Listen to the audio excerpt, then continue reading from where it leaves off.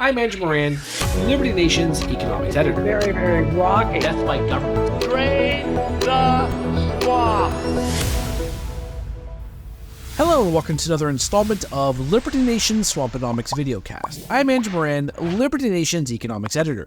This week, America's trillion-dollar borrowing addiction. It has been about 2 months since President Joe Biden and House Speaker Kevin McCarthy established the Fiscal Responsibility Act, an agreement that would raise the debt ceiling until January 2025.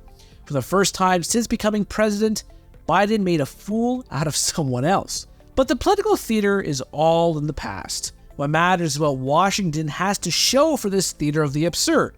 In America's post-debt ceiling environment, the federal government has borrowed already $1.2 trillion, boosting the national debt to nearly $32 trillion.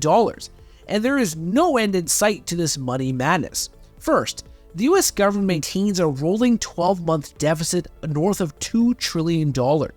With a couple of months left in the current fiscal year 2023, the president's budget deficit could surpass many estimates of about $1.6 trillion.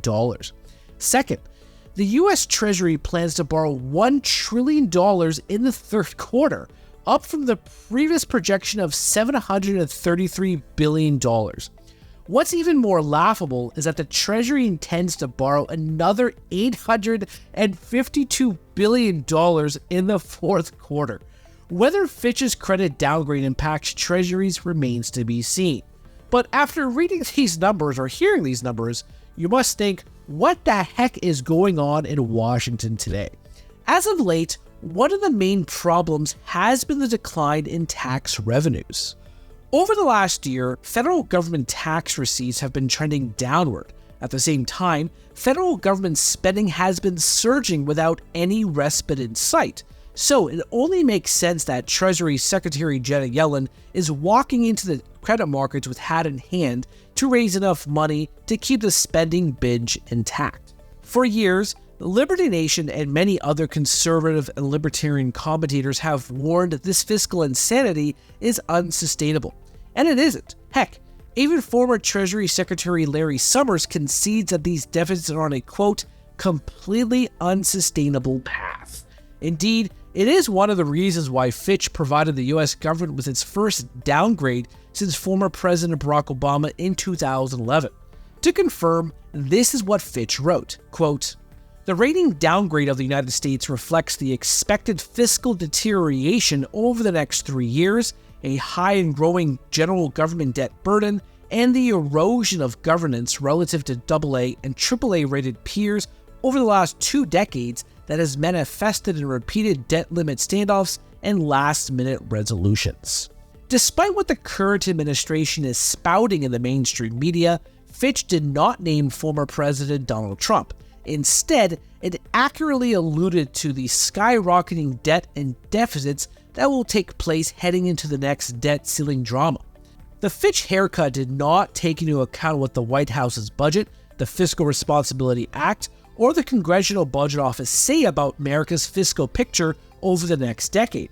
They have pointed to 3 specific things: the $52 trillion national debt, the $17 trillion in cumulative deficits, and $1 trillion annual interest payments poised to be the new normal by 2033. Right now, the US economy is in an expansion mode. But what happens when the country inevitably slips into a deep recession, the unemployment rate shoots up, inflation picks up steam, and interest rates remain high? The GOP or Democratic leadership do not seem to think about this. In fact, they might be channeling Johnny Carson, who would often say, quote, "That is weird, wild stuff. I did not know that." That's it for me this week. Please read my full Swamponomics column on the pages of LibertyNation.com, where I discuss WorldCoin, social credit scores, and Nigel Farage. Thank you. Don't get caught up in the media madness. Join our movement for free thinking and free speech at LibertyNation.com. Publishing news and analysis 24/7 with original articles by our team of authors who tell it like it is. Join us each week for online TV shows, The Uprising Podcast, and Liberty Nation Radio. We believe in free thinking and free speech. We are LibertyNation.com. I'm Andrew Moran, Liberty Nation's economics editor. Very, very rocky. Death by government. Drain the swamp.